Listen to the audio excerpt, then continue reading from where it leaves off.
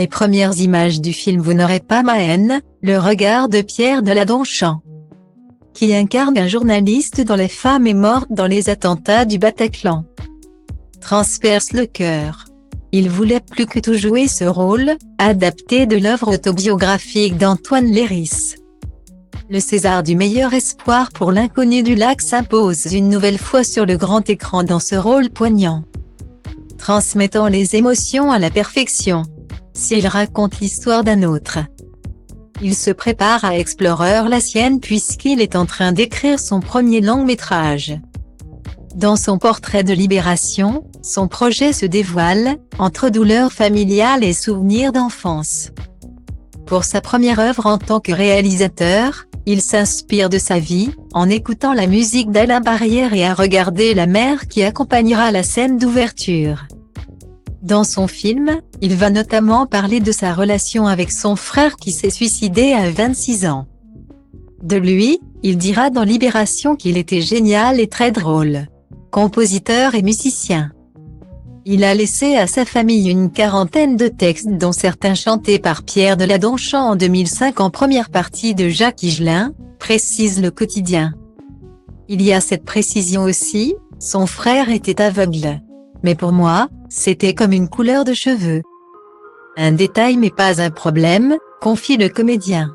Auprès de son aîné, il est devenu le petit frère qui joue au grand en lui décrivant le monde qui l'entoure. Heureux qu'on ait besoin de lui.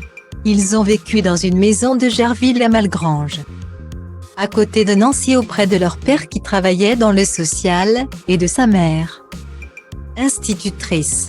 Mais aussi de 3 autres enfants recueillis après le décès de leurs parents dans un accident de voiture. Une jeunesse qu'il fera découvrir prochainement de son point de vue.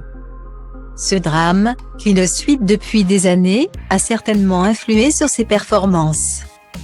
Mais si pendant longtemps, Pierre Deladonchamp a pensé que le cinéma le sauverait de la folie ou du mal-être, pensant que cela allait combler le vide, il se sent finalement davantage soigné par le fait d'être parent qu'acteur. Lui qui a 2 enfants de 4 et 12 ans en garde alternée. Pierre Deladonchamp voulait ce rôle à tout prix quand le cinéaste Kilian Riedoff le lui a proposé. Je savais que je le voulais, ce rôle. J'avais été frappé, à l'époque, par l'intelligence et la résilience d'Antoine Léris. Explique Pierre Deladonchamp, fier d'incarner ce journaliste qui a perdu sa femme au Bataclan et a écrit le message devenu viral qui a donné le titre du film. Le rôle de l'épouse disparue est tenu par Camélia Jordana, comme son partenaire. Ils sont très sollicités au cinéma ces dernières années, le grand écran sublimant leur charisme et leur talent.